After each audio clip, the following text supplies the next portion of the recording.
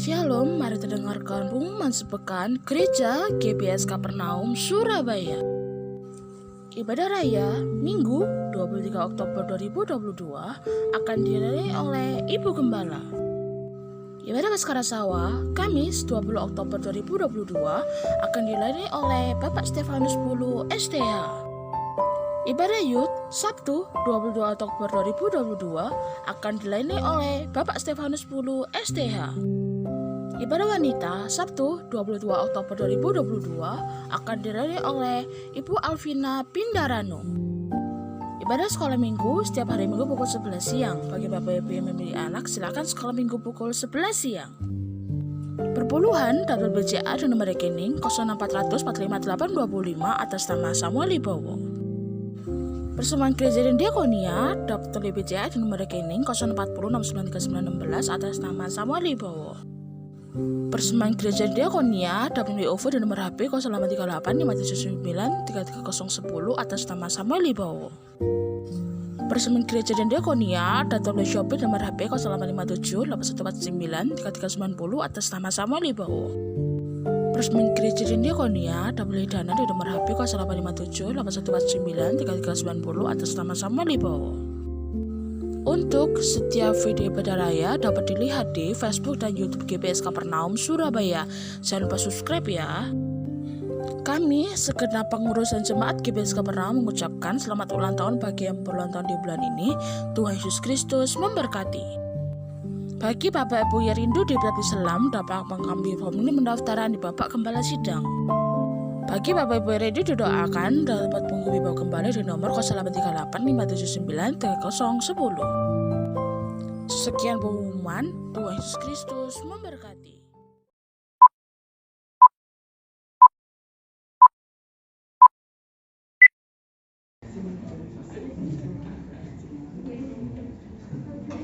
Shalom Bapak Ibu saudara sekalian. Shalom. Sebelum kita mulai pada pagi hari ini, mari kita satukan hati untuk berkata ucap syukur bagi Tuhan.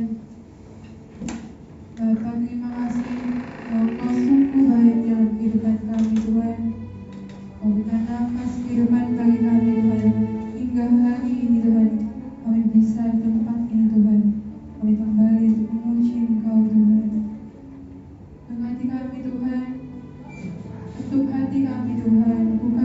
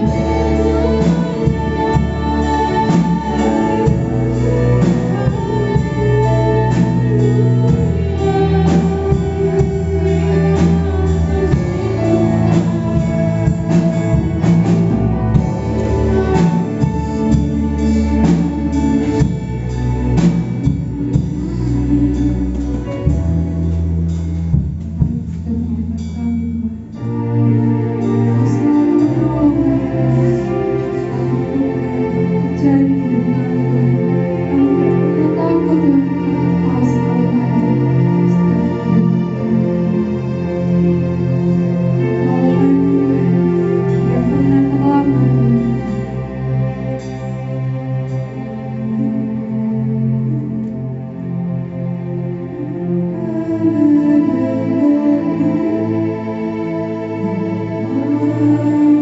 Sungguh hatiku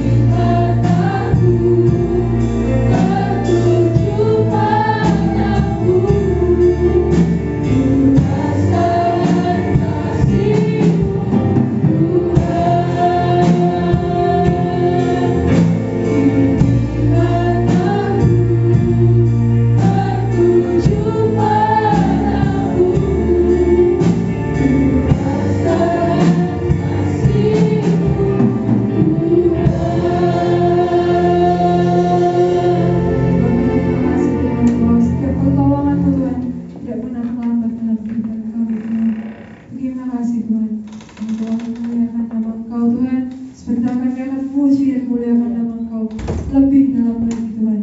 Berkati kami Tuhan. Kami siap untuk memuji dan memuliakan nama-Mu. Yang siap untuk memuji dan memuliakan nama Tuhan. Mari sama-sama katakan. Amin. Mari kita bangkit untuk menyebutkan nama Yesus.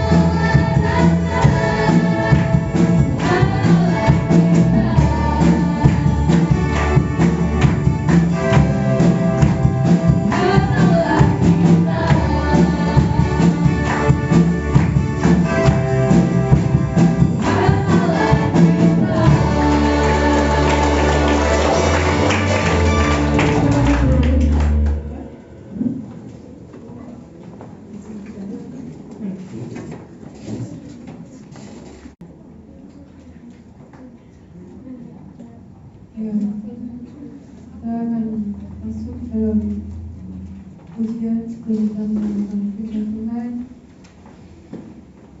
Mari kita angkat satu pujian. Tuhan saya berdoa.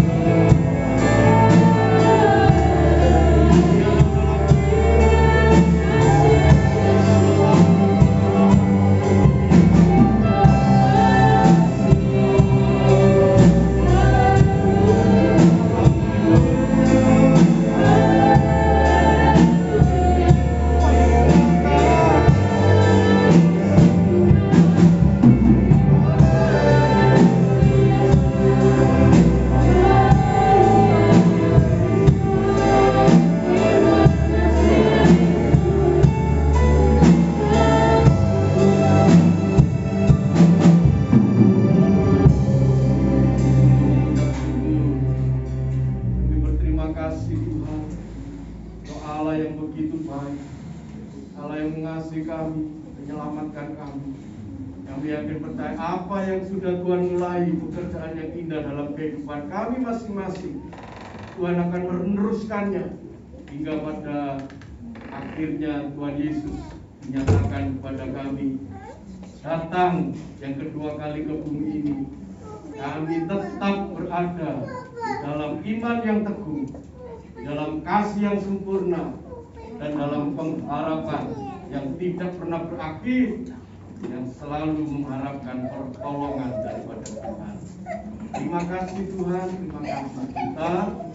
Kami akan belajar akan firman Tuhan. Pakailah saya hambamu untuk menjadi berkat saluran firman Tuhan. Benih-benih firman udara Tuhan tabur di dalam hati kami yang subur, sehingga kami boleh menumbuhkan buah-buah kebenaran, buah-buah yang menghasilkan berkat bagi sesama kami yang berinteraksi dengan kami, oleh karena kami melakukan firman-Mu. Terima kasih Tuhan.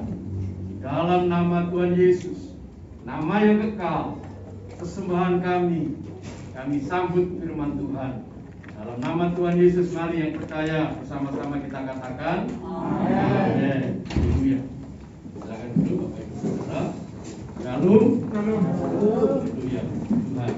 Terima kasih untuk Opa, Oma Samuel yang telah memberi kesempatan saya untuk menyampaikan firman Tuhan. Saudara, selalu kalau saya menyampaikan firman Tuhan, menghimbau supaya kita tetap menjaga protokol kesehatan. Ya, dimanapun kita berada, mari jangan pernah lupa menggunakan masker. Percayalah, sakit COVID itu tidak enak. Ya, kalau sakit COVID itu enak, pasti rebutan untuk bisa merasakan sakit COVID. Saya kena COVID baru bulan Juli yang lalu, akhir bulan Juli, saudara. Dan saya tidak percaya kalau saya kena COVID, sampai tes 2 kali positif semua. Ya. Kenapa saya tidak percaya? Karena saya vaksin itu 4 kali. Ya. 2 kali vaksin Sinovac, terus bulan Desember sebelum vaksin booster diluncurkan pemerintah, saya ditawari teman yang punya channel di beberapa pejabat pusat, ada sisa Pfizer sebagai vaksin booster di Surabaya di kalangan terbatas, dan saya ditelepon malam-malam, belum tak vaksin booster. Mau saja, ya. Karena pada waktu itu virus Delta itu sudah mulai turun, tapi masih ada beberapa, saudara. Jadi malam-malam saya jam 9 pergi ke apartemen untuk dapat vaksin Pfizer. Ya. Lalu di bulan Februari pemerintah sudah mensosialisasikan untuk semua dapat vaksin booster yang ketiga. Saya ikut lagi, karena yang malam-malam saya vaksin itu tidak masuk aplikasi Peduli Lindungi. Jadi ini mumpung resmi, saya ikut lagi. Dan vaksinnya bagus, Moderna. Jadi saya booster itu vaksin yang bagus-bagus, ya. Bukan Cina, tapi betul-betul itu merek yang lebih baik daripada vaksin Cina. Tapi bulan Juli saya masih kena. Dan saya panas, batuk, pilek, saya sudah tidak enak hati saya. Wah, ini jangan-jangan saya kena virus COVID. Ternyata betul, 2 kali tes kena COVID. Lalu saya punya teman dokter dan dia memberikan resep. Tapi karena saya tesnya itu juga jejaring dengan bisa, maka saya dapat WA. Saya mendengar bahwa Bapak Andreas kena COVID dari Kemenkes. Saya bidan di Puskesmas Kedurus, dia menawarkan obat, dia menawarkan vitamin. Ya. Saya bilang terima kasih, saya sudah punya dokter teman saya seperti itu, saudara, dan saya sudah nebus obat-obatannya. Saya tolak untuk diberi obat gratis, dan memang itu betul-betul luar biasa pemerintah kita. Semua sudah terhubung, sudah terjaring, baik di laboratorium maupun di Kementerian Kesehatan. Ya. Saya sungguh luar biasa punya pemerintah Pak Jokowi ini memperhatikan, ya, kesehatan warga negaranya. Nah, selama 2 hari badan saya begitu panas, nggak bisa tidur, ya tenggorokan seperti tertekat gitu saudara, dan saya kayak gini batin saya, ya mati keurungan. Saya pikir, oh seperti ini orang-orang yang meninggal karena COVID, ya. Nggak bisa tidur, rasanya panas sekali badan ini, dan kok ini sakit saudara. Ya. Tapi untung saya nggak sesak, saya sudah periksa torak saya harus bersih. Tapi ya karena nggak bisa tidur dan terasa begitu sakit, maka ya saya cuma ngadep begini saja. Ya, ya wis lah. Kalau memang saya harus pulang ke surga, ya wis saya siap. Ya. Tapi puji Tuhan, hari yang ketiga berangsur-angsur sembuh dan sampai saat ini bisa berdiri di depan saudara. Tuhan kita baik, seperti yang disaksikan Yati tadi, selamat ulang tahun Yati, Tuhan memberkati. Ya. Dan saudara, sekali lagi saya katakan sakit COVID itu tidak enak. Makanya mari kita jaga, ya, kesehatan kita, hati-hati. Ini merupakan anugerah Tuhan yang paling luar biasa, yaitu kesehatan kita. Amin saudara. Amin. Tuhan. Pagi hari ini kita akan belajar tema firman Tuhan berjudul Bangkit dari Debu. Saudara, mengakhiri tahun 2022 di bulan yang ke-10, maka kita tahu bahwa sepanjang tahun 2022 ini, yang 2 bulan lagi kita akan selesaikan, ini betul-betul tahun yang penuh perjuangan. Ya.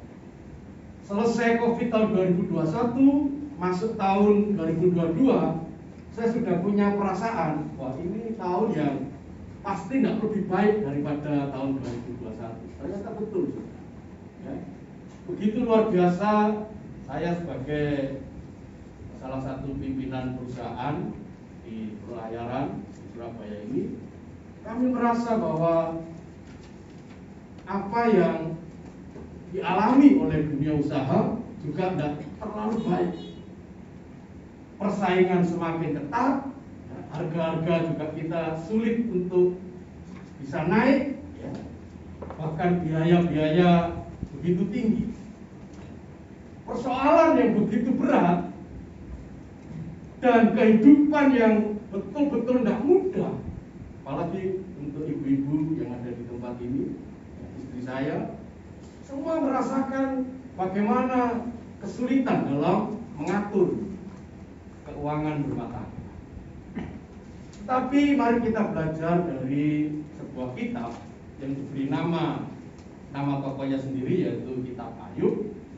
Kita nanti akan belajar bagaimana kita bisa bangkit dari debu, dari masalah, dari kesulitan-kesulitan kita, dan tidak sampai kita terpuruk, terpendam dalam masalah itu, tapi kita mau mengatasinya bersama Tuhan. Amin, saudara. Amin. Nah, mari kita lihat jawabannya dalam Ayub pasal 19 ayat 25 sampai 27. Ayub pasal 19 ayat 25 sampai 27. Saya akan baca ayat 25, saudara sambung ayat 26, lalu kita baca bersama-sama ayat 27. 1, 2, 3, saya lebih dulu baca. Tetapi aku tahu penebusku hidup, dan akhirnya ia akan bangkit di atas debu. Ayat 26.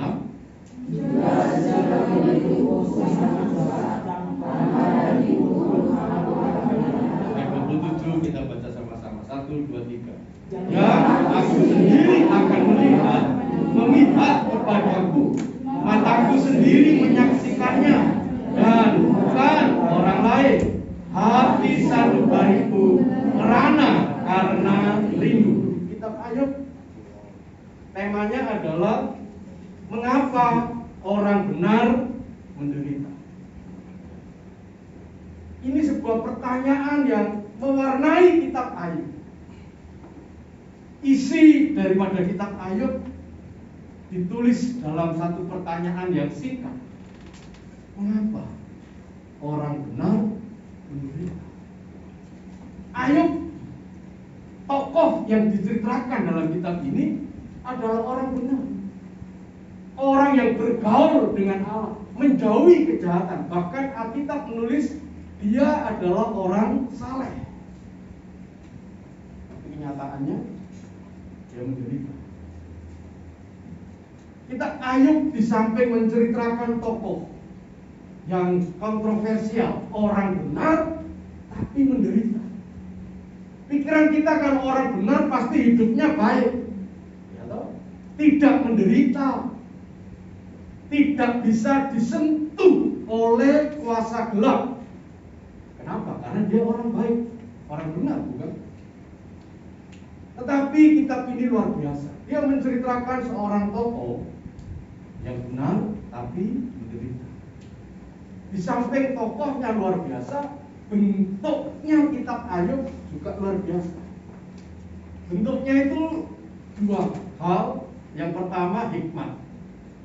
Jadi Ayub itu mengandung hikmat. Pasal demi pasal, kalau kita baca saudara menemukan hikmat secara universal. Seperti saudara belajar kitab Amsal, saudara sedang belajar kitab yang penuh dengan hikmat. Kitab Pengkhotbah juga begitu. Kitab itu kalau saudara telusuri satu persatu pasalnya, saudara menemukan betapa hikmat itu saudara dapatkan secara umum, secara universal. Saudara bisa jadi tidak bersekolah di sekolah teologi ya. Ada di saya ini kebanyakan sekolah di sana. Ya. Mungkin saudara tidak belajar teologi, tapi saudara belajar kitab Ayub, Amsal, Pengkhotbah. Saudara seperti belajar di hadapan seorang guru yang sangat pandai, seorang profesor yang mengulas tentang dunia ini di dalam hikmatnya yang luar biasa, yaitu guru Roh Kudus sendiri. Nah, kitab Ayub itu kitab hikmat. Tetapi juga bentuk tulisannya itu berupa tulisan sastra. Nilai sastranya begitu indah. Banyak puisi-puisi yang saudara temukan di sepanjang kitab Ayub.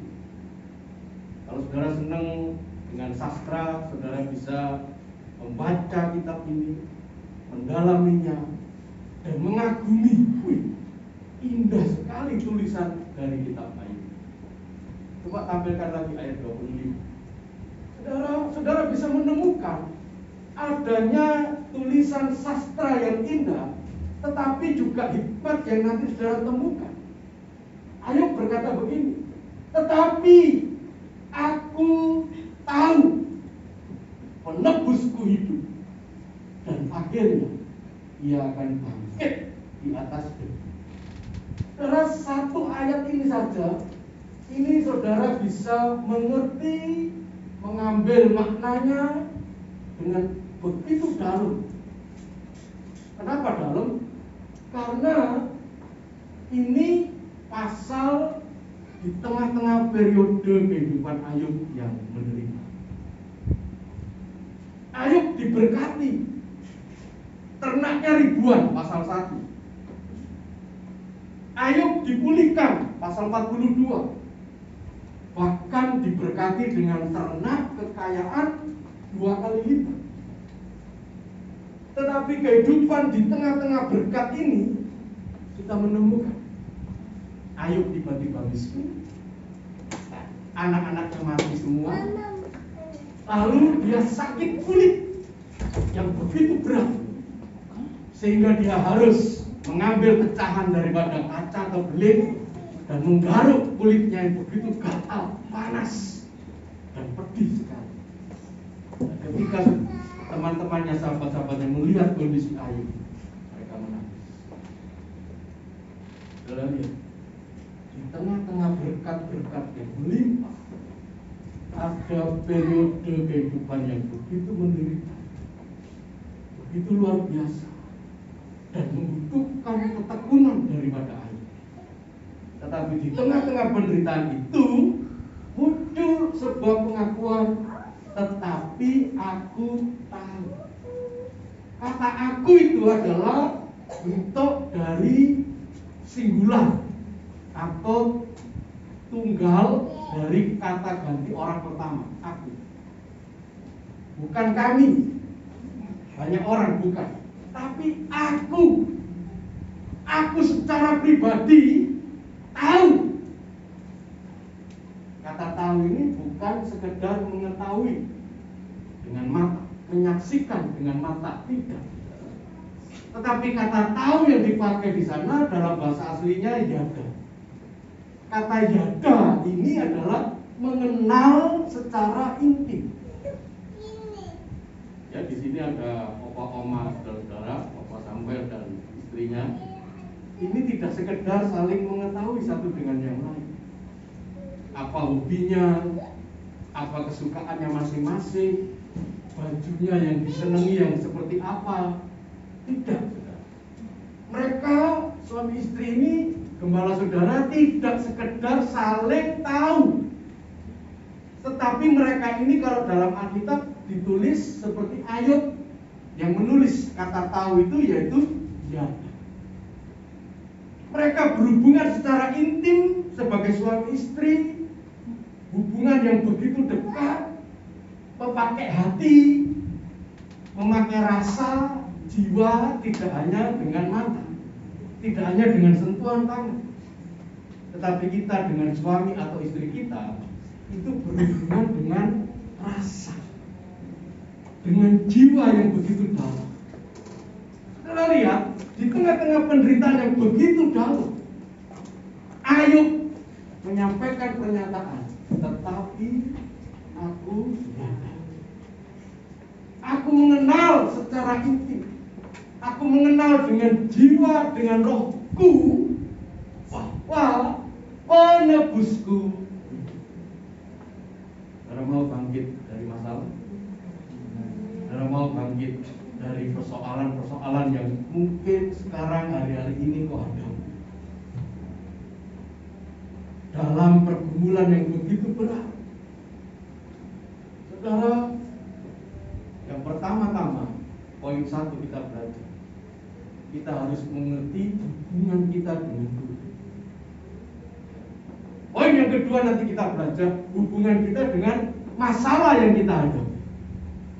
Tetapi yang pertama-tama adalah hubungan kita dengan Tuhan itu seperti apa? Karena ini menentukan segala-galanya.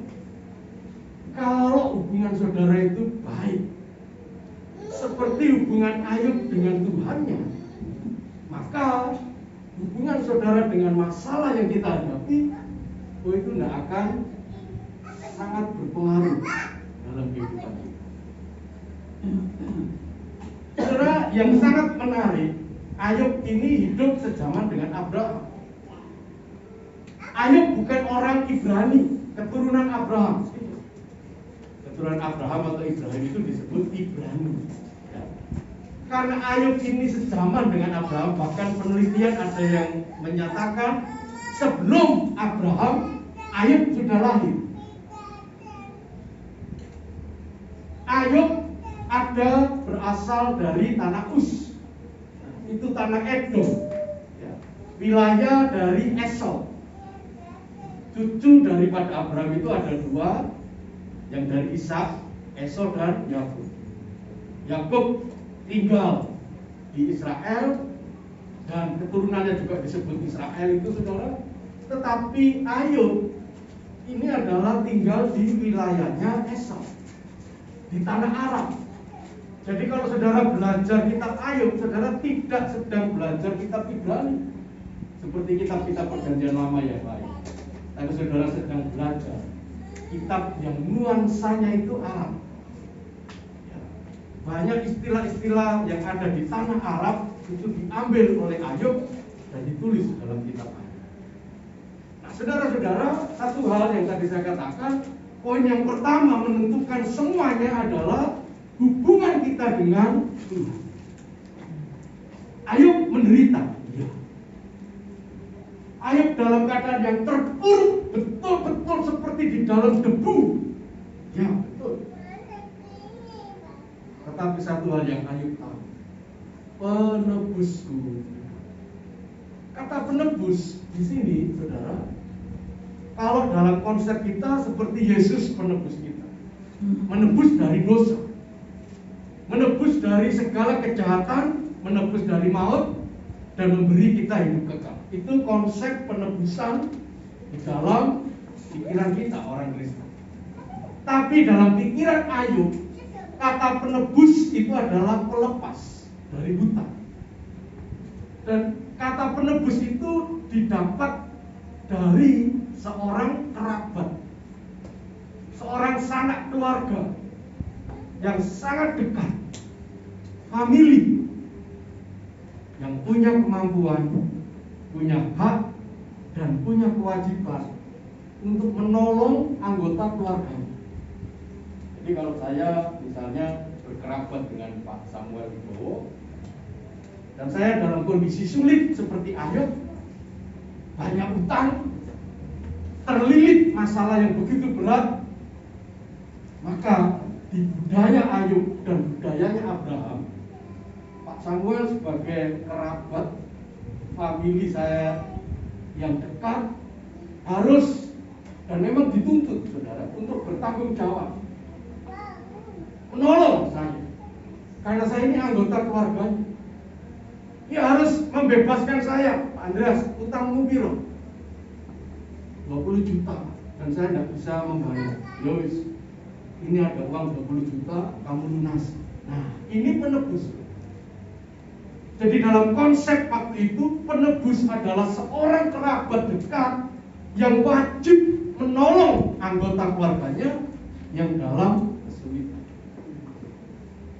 Ayo menderita. Oleh karena Tuhan mengizinkan iblis merusak kehidupan Ayub, menghancurkan berkeping-keping. Tetapi Ayub tahu, dalam kondisi yang demikian, aku punya penebus.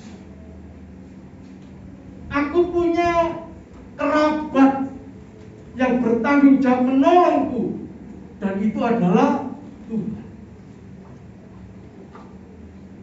Dan yang luar biasa, Ayub menempatkan kata hidup. Dia tidak sekedar berkata, tetapi aku tahu penebusku Tuhan. Tidak. Tetapi penebusku yang adalah Tuhan itu hidup. Kata hidup di sini adalah dinamika yang terus bergerak, yang tidak akan pernah tinggal diam, lalu melipat tangan seperti orang mati.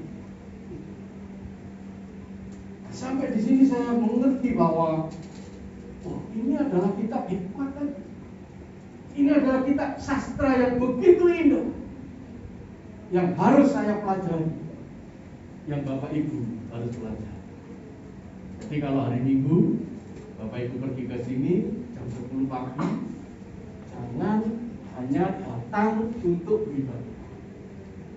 Jangan hanya datang untuk menyanyi memuji Tuhan, lalu mendengar firman Tuhan, memberi persembahan, selesai tugas kita, kewajiban kita untuk ke gereja, lalu kita pulang. Bagaimana Pak Andreas? Kita harus masuk kepada esensi ibadah ini. Apa esensi ibadahnya?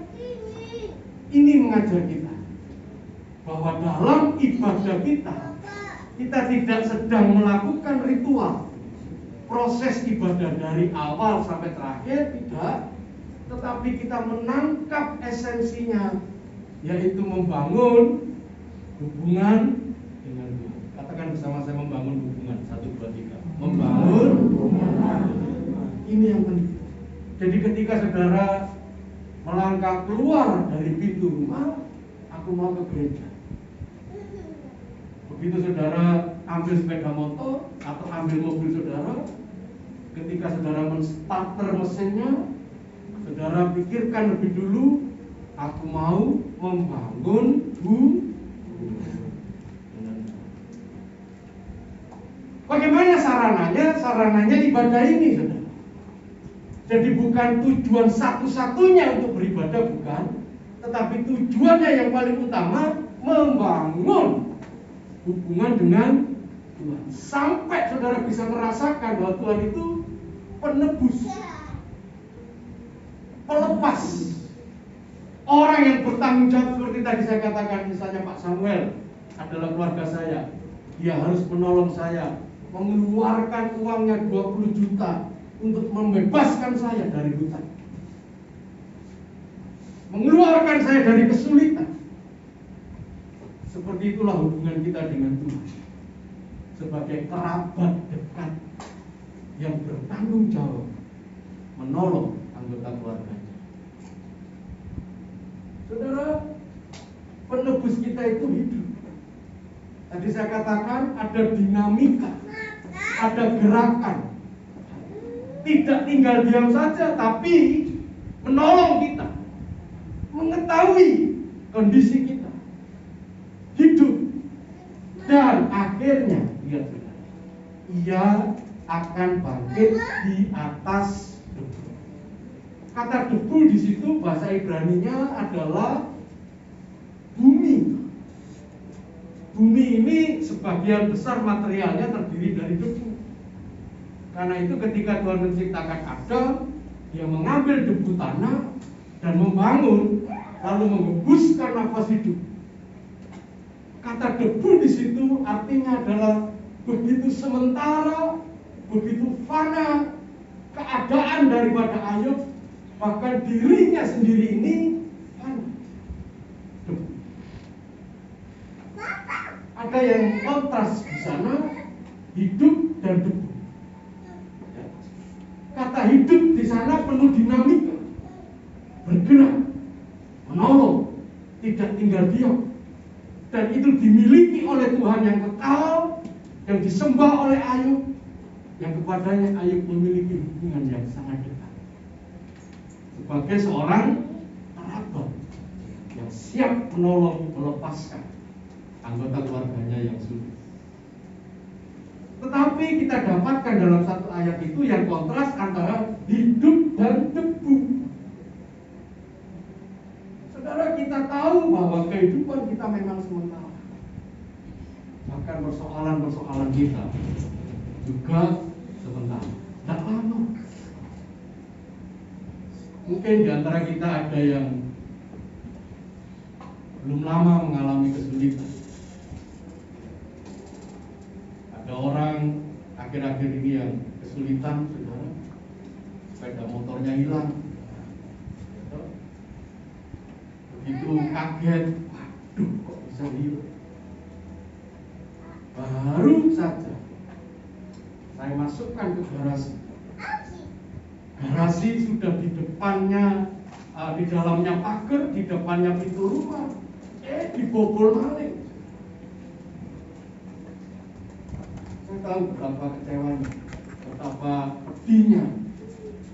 Ya walaupun hanya sepeda motor, tapi itulah satu-satunya alat transportasi sebagai pengganti kakinya yang mengantar dia kemana-mana. Saudara, dia mengalami kesulitan. Kalau hanya sekedar sepeda motor, tidak ada masalah. Ya. Baru-baru ini saya menangani teman yang punya sakit di kepalanya seperti tumor, begitu sudah dioperasi sampai 3 kali. Tetapi suaminya ternyata ada main dengan wanita yang lain. Sudah sakit, begitu parah, dioperasi.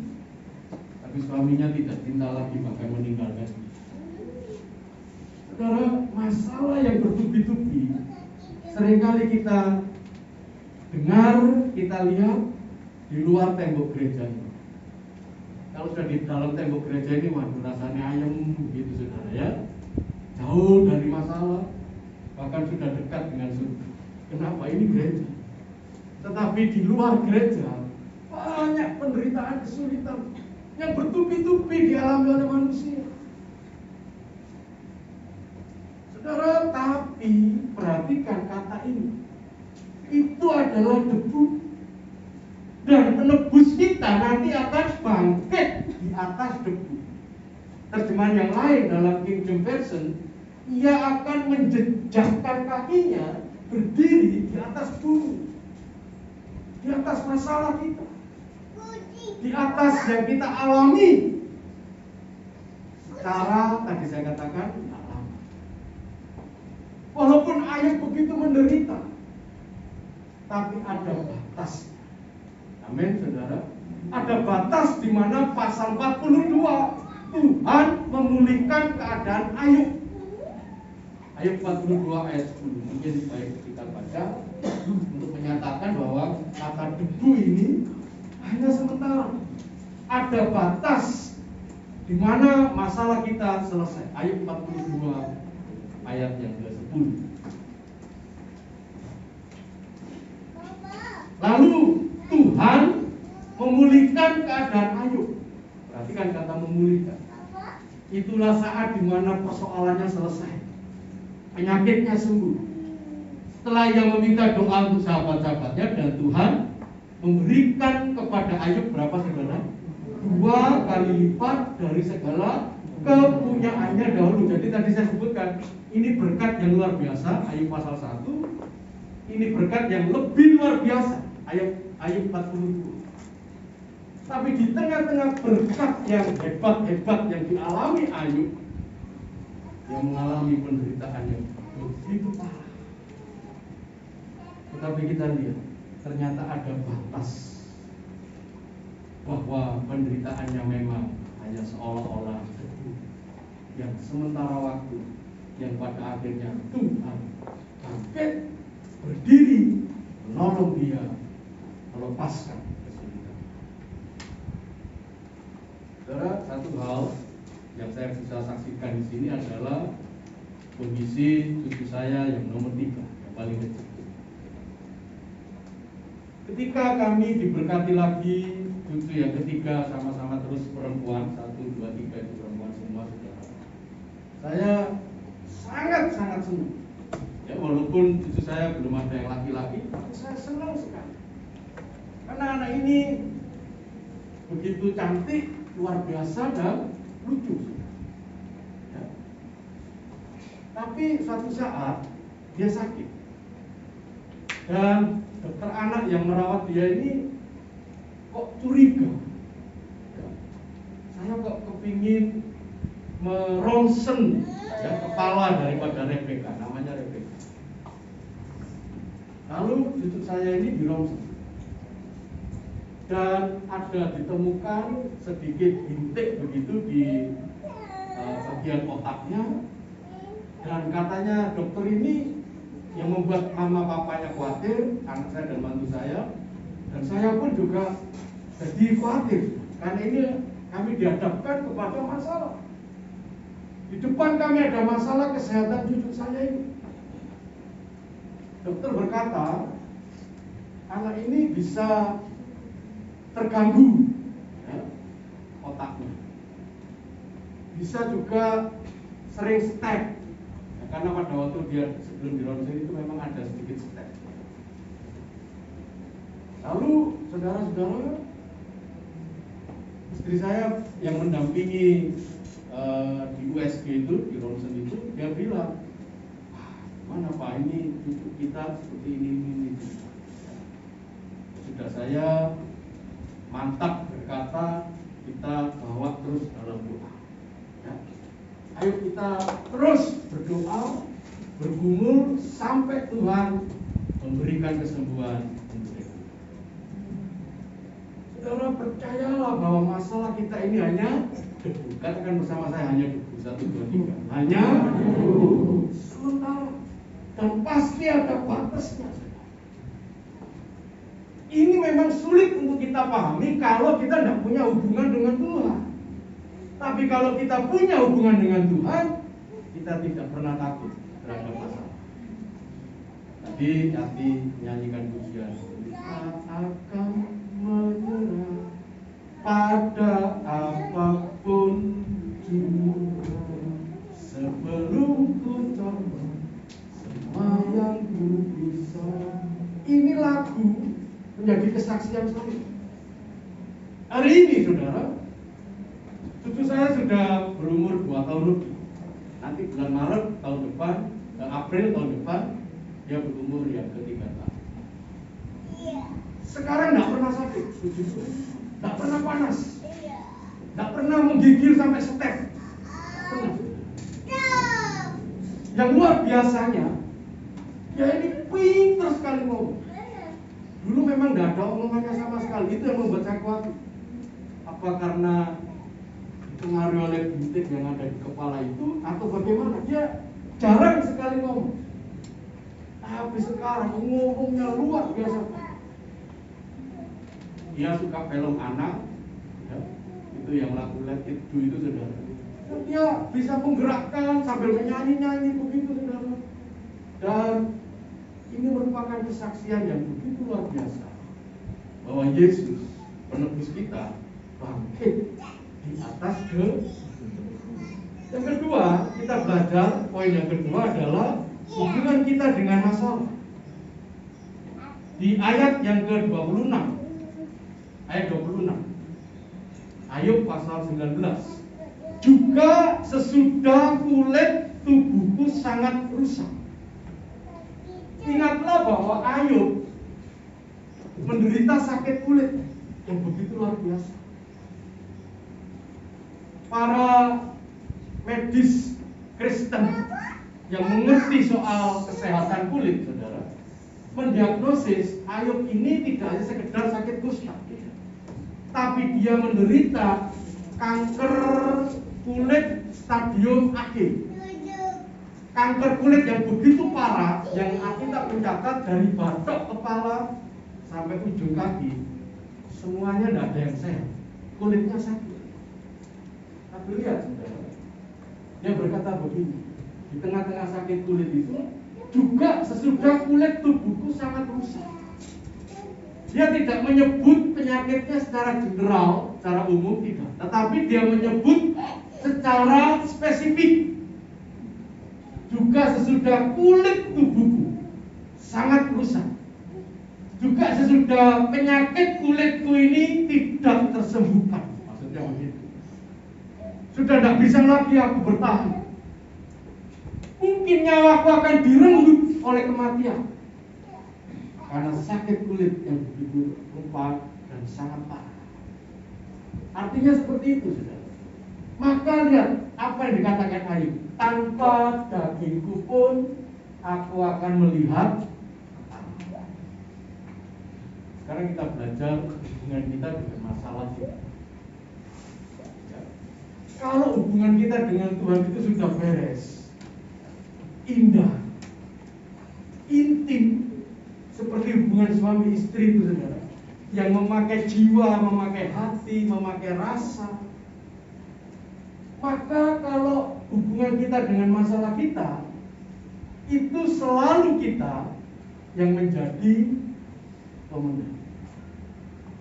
Bahkan kita Roma menulis lebih dari pemenang. Pak Andreas kenapa bicara begitu? Ya. Kalau kulit tubuhku sangat rusak, artinya mati, nyawanya direnggut oleh penyakit, seolah-olah masalah itu menang dan Ayub tidak sembuh di dunia ini. Tapi lihat, aku tetap memenangkan pertandingan ketika melihat Allah di seberang kematian. Saya ulangi pelan-pelan supaya saudara mengerti. Seringkali kita berpikir dengan masalah kita harus menang di dunia ini. Aku harus memenangkan masalah ini di dunia. Aku minta Tuhan sembuhkan saya di dunia ini. Tetapi bagi kita orang percaya, seperti Ayub, kalaupun kita ternyata akhirnya mati, tidak sembuh, kulitku rusak, nyawaku hilang karena penyakit, ya, Ayub tetap memenangkan pertandingan iman karena dia melihat Allah di seberang kematian. Yang dikasih oleh Tuhan, seringkali kita harus belajar seperti itu, pasrah pada Tuhan. Seperti 3 Sadrak, Mesak, dan Abednego. Dia berkata begini kepada raja, "Raja, aku tahu Tuhanku mampu untuk menyelamatkan aku dari dapur api itu. Tapi seandainya tidak, maka aku tidak menyembah patung Tuhan. Saudara, semua tokoh-tokoh iman itu percaya bahwa kemenangan kita ada di dua hal. Pertama, hal di dunia ini. Kalau kita menang di dunia ini, justru saya sembuh di dunia ini, haleluya, puji Tuhan. Kalau saya ditolong Tuhan, ekonomi saya baik, ketika di dunia ini saya dipulihkan, haleluya, puji Tuhan. Pertanyaannya, bagaimana kalau kita mati sebelum Tuhan menyembuhkan? Tuhan tidak tolong dengan kesembuhan ketika di bumi ini. Jawabannya, kita tetap memperoleh kemenangan. Amin, saudara. Karena aku akan melihat Allah setelah dagingku lenyap. Tidak ada lagi daging, artinya dia mati.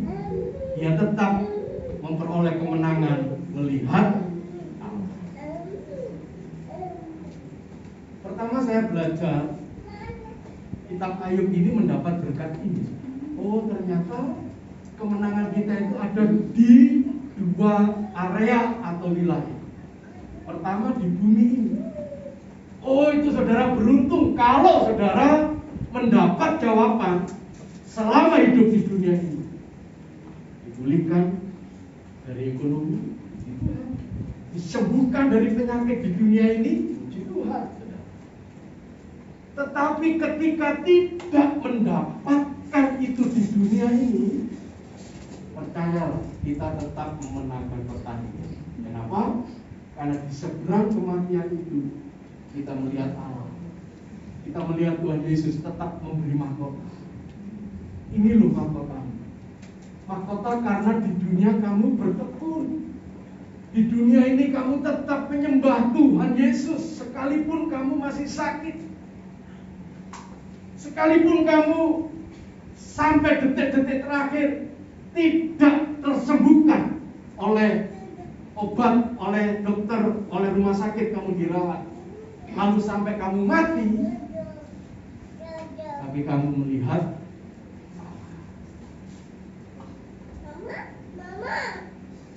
saya harap ini tidak sulit untuk masuk dalam pikiran kita. Karena kemenangan kita tidak hanya disembuhkan di dunia, tapi ketika melihat Allah seperti iman Ayub ini, kita juga sembuh secara sempurna.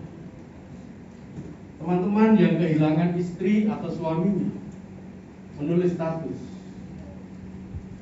Anak-anak yang kehilangan orang tuanya, teman-teman pemuda di gereja kami, menulis status.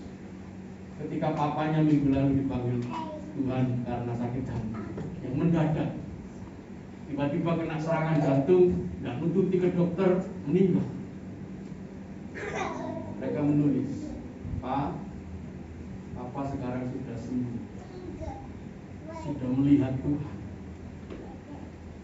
Saya salut itu saudara, karena apa? Karena mereka tidak menuntut Tuhan, sembuhkan aku Tuhan. Di mana kuasamu, mujizatmu?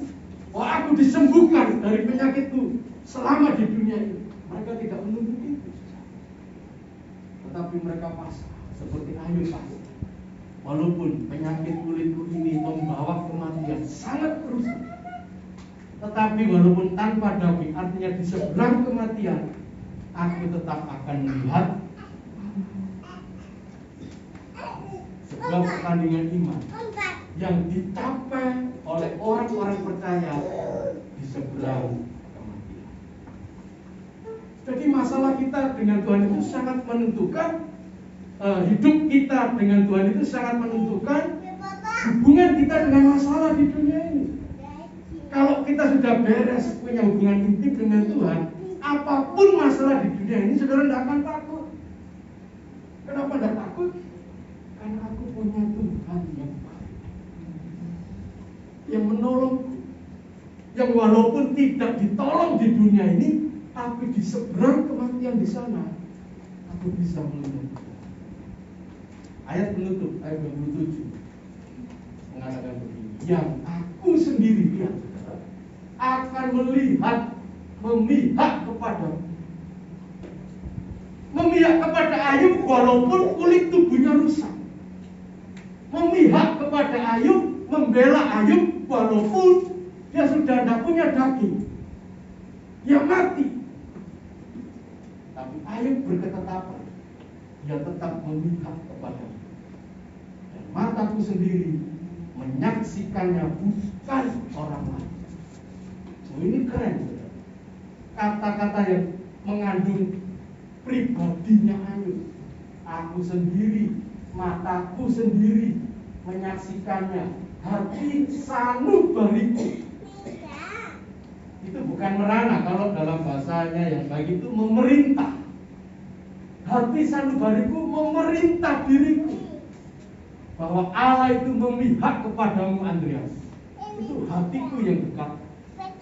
Bukan Pak Samuel sebagai gembala atau pendeta yang mengatakan kepada saya, Pak Andreas, Allah memihak kepadamu, bukan. Tapi pribadiku, hati sanubariku memerintah di dalam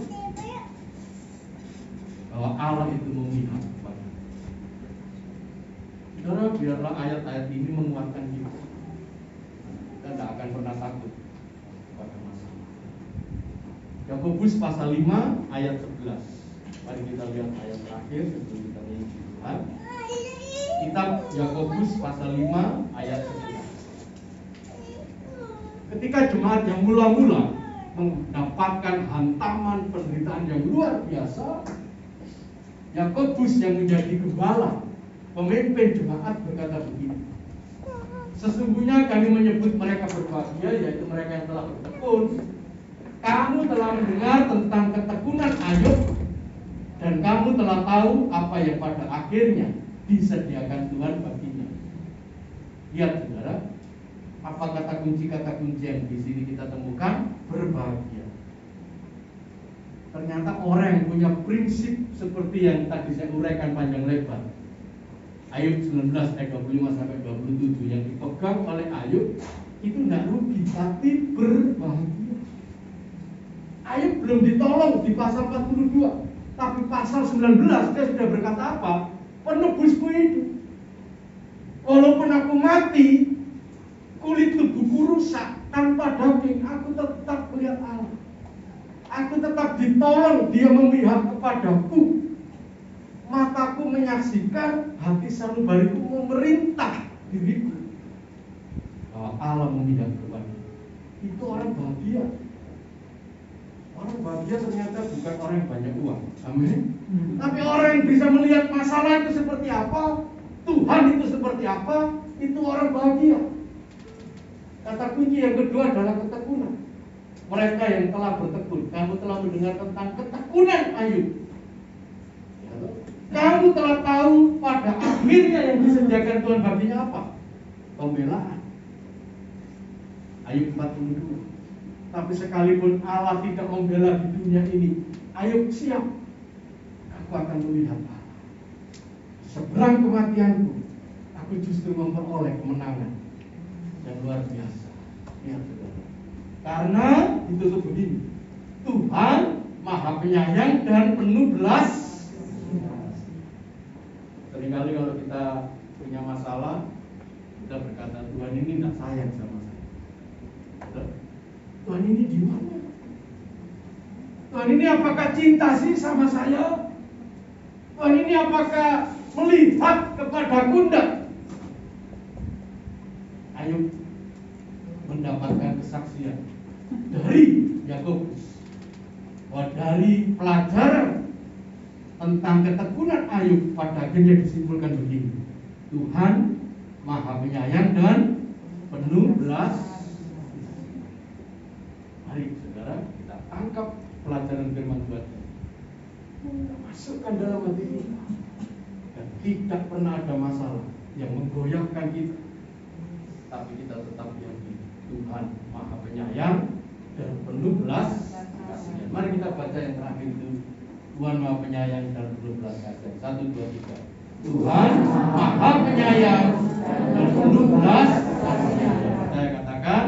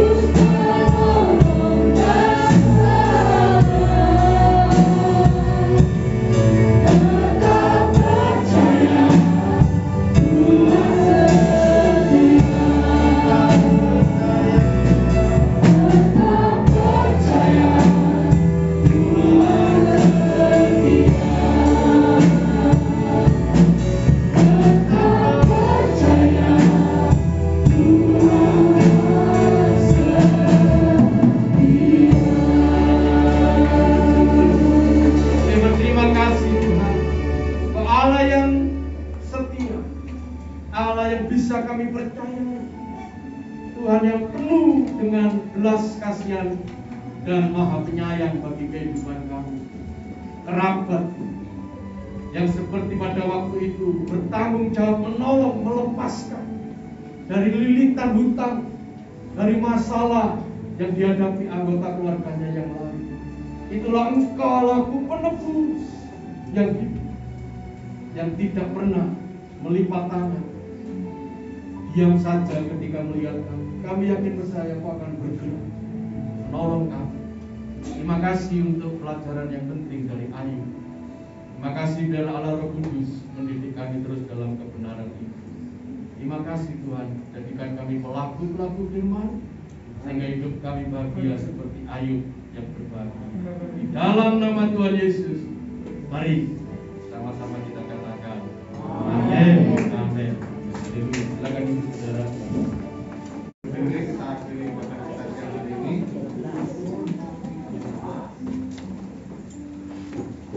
Selamatkan hati, kita berdoa. Tuhan Yesus, kami ucap syukur Tuhan kau telah menyertai ibadah raya GPS Kapernaum pada siang hari ini, mulai awal sampai pada akhirnya. Terima kasih Tuhan Yesus Kristus. Kami percaya Tuhan kau sudah memberkati seluruh jemaatmu saat ini. Sudah hadir maupun tidak sempat hadir dengan berkat jasmani maupun rohani. Terima kasih Tuhan Yesus Kristus, kau berkati almarhum Bapak Pendeta Andreas Seswanto yang sudah membagikan renungan firman-Mu, bahwa Tuhan kami harus memiliki Tuhan kekuatan dalam kehidupan kami seperti yang sudah dicontohkan lewat kehidupan Ayub. Agar kami akan berharap kepada Engkau Tuhan Yesus Kristus. Tuhan pakai urapi Pak Andreas Seswanto, Tuhan berkati pelayanannya, berkati dalam pekerjaannya, kesehatan rumah tangganya, kau berkati anak menantu, cucunya semua dalam menjaga kehidupan dalam berkat Tuhan Yesus. Kami ucap syukur Tuhan Yesus, kau juga berkati saat melayani puji-pujian, kau berkati anak Yohana Tuhan Yesus, dan pakai urapi anakmu dalam pelayanan, kau berkati dalam kuliahnya, dalam kesehatannya, dalam apapun juga yang berbuat Tuhan Yesus. Tuhan semakin memberkati. Kau berkati juga Michelle, kau berkati dalam pelayanannya, sampai Surabaya, berkati kuliah dalam kesehatannya. Kau tutup bungkus alam kau saudara, kau berkati juga Luti, Ria, Tuhan yang sudah sebagai single, kau berkati Tuhan Yesus anakmu, berkati dalam pelayanannya, sampai Surabaya, berkati dalam kuliahnya, berkati kesehatan dan pada Tuhan Yesus. Kau berkati Tuhan Yesus, para pemain musik, Joshua, kau berkati dalam Tuhan pelayanan sama Surabaya anakmu, Tuhan dalam kuliah kau berkati, berikan kesehatan kepada Engkau. Kau berkati Tuhan di mana pekerjaan, dalam pelayanan sama Surabaya anakmu, dalam kesehatannya Tuhan, dan pakai anaknya sebagai alat Tuhan. Kau berkati Ivan Tuhan yang melayani sebagai operator Riki, kau berkati yang pelayanannya dalam Tuhan kuliah, dalam kesehatannya senantiasa. Kau berkati Tuhan Yesus juga Andreas yang melayani sebagai sound minister, kau berkati dalam pekerjaan, dalam pelayanan, dalam kesehatannya. Kau berkati Tante Tuhan yang telah melayani sebagai kolektan, kau berkati dalam usaha pekerjaan, dalam peran kesehatannya. Juga Tuhan Pandoras Tuhan kau berkati dalam pekerjaan, makanya juga dalam kuliah, pelayanan Tuhan Yesus, berikan kesehatan kepada Engkau. Juga Tuhan kau berkati pelayanan tanpa keberatan. Kau berkati Tuhan anak-anak yang lain yang sudah melayani, kau berkati kembalikan berkat berkali ganda. Berdoa Tuhan untuk semua yang sakit, untuk Pastor Bibit Tuhan Yesus, juga buat Ibu Novira Tuhan Yesus, Ibu Susiati Tuhan Yesus, karena menurut kuasa dan pinjaman, biru-biru memulihkan dan menyembuhkan. Tuhan kami percaya saat ini yang sakit, dapat dan kesembuhan, yang dalam masalah Tuhan Yesus pasti berikan jalan keluar, dan dalam ikatan Tuhan Yesus berikan kebebasan. Terima kasih Tuhan Yesus Kristus, berkati Tuhan telah memberikan persembahan kolektor, diakoni yang berpuluhan maupun persembahan Natal, kau kembalikan berkat Anda. Kau tutup bungkus, kamu semua lupa saudaramu, tutup bungkus keluarga, kesehatan atau benda pekerjaan selain kami. Jauhkan dari salah malapaya, kecelakaan, kecelakaan, penyakit orang jahat, dari salah gangguan, serangan kuasa kegelapan, dari salah magic sampai serangan balikan api kegelapan. Jauhkan dari salah wabah corona, penyakit penyakit menular, penyakit mati tanah maut. Bila Tuhan kau curahkan berkat dan berkat uang, makanan, pakaian kesehatan, pakaian lapisan, terus menjaga perlindungan dalam kehidupan kami. Tuhan, kami serahkan juga panitia Natal terbentuk, kami serahkan dalam tangan-Mu, kau rapi mereka, kau pakai mereka sesuai dengan apa yang kau berikan dalam kehidupan mereka. Dengan tugas-tugas yang sudah diberikan oleh gereja Tuhan Yesus Kristus, kau pakai mereka Tuhan menjadi berkat bagi jemaat tempat ini. Terima kasih Tuhan Yesus Kristus, mari kita terima berkat Tuhan dengan berkat dari Allah Bapa, kasih dari Tuhan Yesus Kristus, serta penyertaan Roh Kudus dalam menyertai kami cuma saat ini sampai selama-lamanya. Mari kita berdoa. Bapa kami yang di surga, datanglah kerajaan